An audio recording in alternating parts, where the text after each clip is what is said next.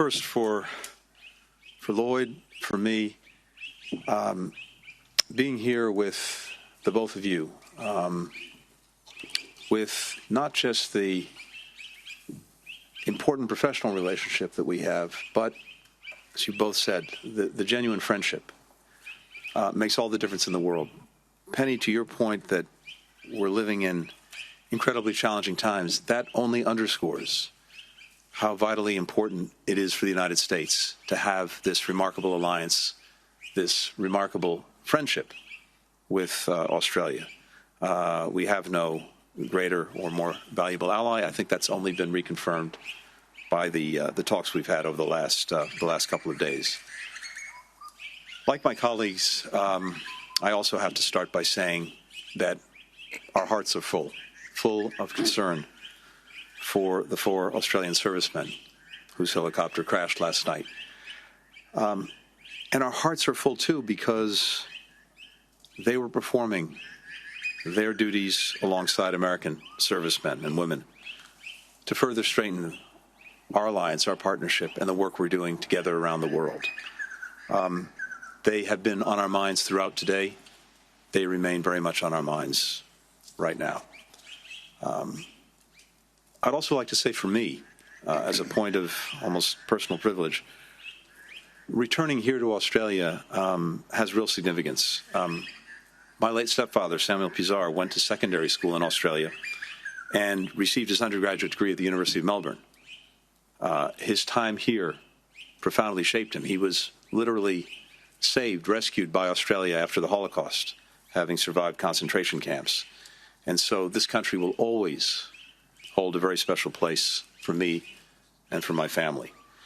It also holds a special place in the hearts of so many Americans. Indeed, in Australia, Americans know they have one of their dearest friends, one of their staunchest allies, one of their closest partners. For over 7 decades now, we have worked so closely together as allies. And indeed, this is our 33rd such consultation. And I agree very much with what Richard and Penny have both said.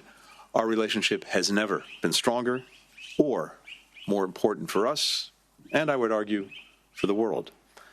Chief among our discussions today was the shared commitment that we have to advance a free, open, secure, prosperous, resilient, and connected Indo-Pacific. But what do we actually mean by that? We mean a region where countries are free to chart their own path and to choose their own partners, where issues are dealt with openly, transparently, rules are decided together, they're applied fairly, goods, ideas, people can flow lawfully and freely. The joint statement that we put out makes clear that both the United States and Australia are committed to that goal, to that vision, and to realizing it through the work that we're doing together bilaterally, as well as through revitalized and in some cases new coalitions and partnerships that we've established throughout the region. We're deepening our collaboration through the Quad, where, alongside India and Japan, we're actually delivering concrete results for our people on priorities like promoting health security, shaping the future of critical and emerging technologies in a way that aligns with our values and our interests, enhancing maritime domain awareness, the capacity of countries to actually understand what's happening in the waters around them, and connecting more people to the internet and to telecommunications infrastructure. One of the ways I note that we're doing that is through the Quad Partnership for Cable Connectivity Resilience, where Australia's leadership is helping to connect more people to trusted and secure undersea cable systems. This is really the world's information superhighway, and it's critical to growth and prosperity. We're elevating our engagement with the Pacific Islands Forum, where we're partnering on shared priorities like promoting sustainable and inclusive economic growth and making our communities more resilient to climate change.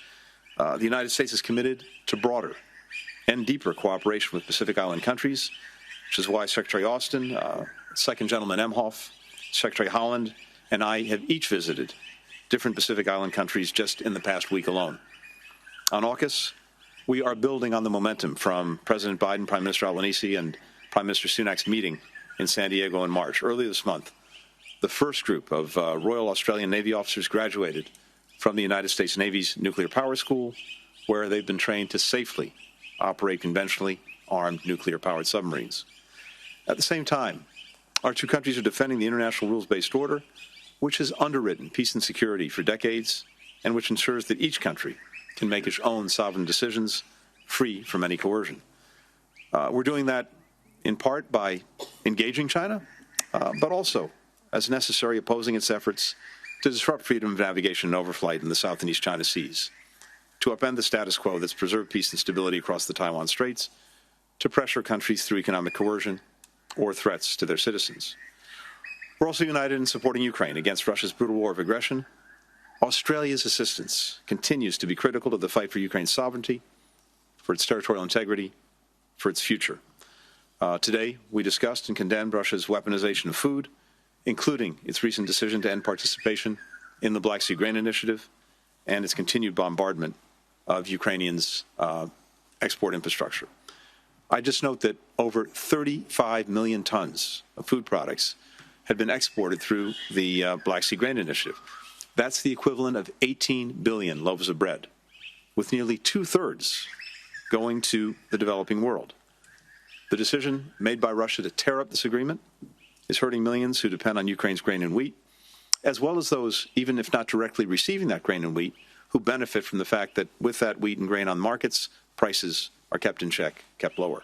Finally, a major focus of our discussion today was on combating the climate crisis and accelerating the transformation and transition to clean energy. And this is where the Prime Minister and President Biden have together built the third pillar of the U.S.-Australia alliance alongside our defense and economic cooperation. Just last week, Australia joined the First Movers Coalition. This is a group of now 13 countries and 85 companies driving clean energy solutions across historically emissions-intensive sectors, shipping, trucking, aviation. We're looking forward to Australia, home to growing hydro, solar, and wind energy sectors, bringing its resources and innovation to bear. As President Biden has said, the United States has no closer or more reliable ally than Australia. Today, Osman builds on our successful past and guides our work together to build a stronger, more secure, and more peaceful world for everyone. Penny, Richard, again to you, thank you for the partnership. Thank you for the friendship. I'm also gratified that we benefit here in Australia from a remarkable ambassador, Caroline Kennedy. I'm glad to be with her. And, of course, a not bad Australian ambassador in Washington either. It's wonderful to be with you as well. So thank you again for a very productive ministerial.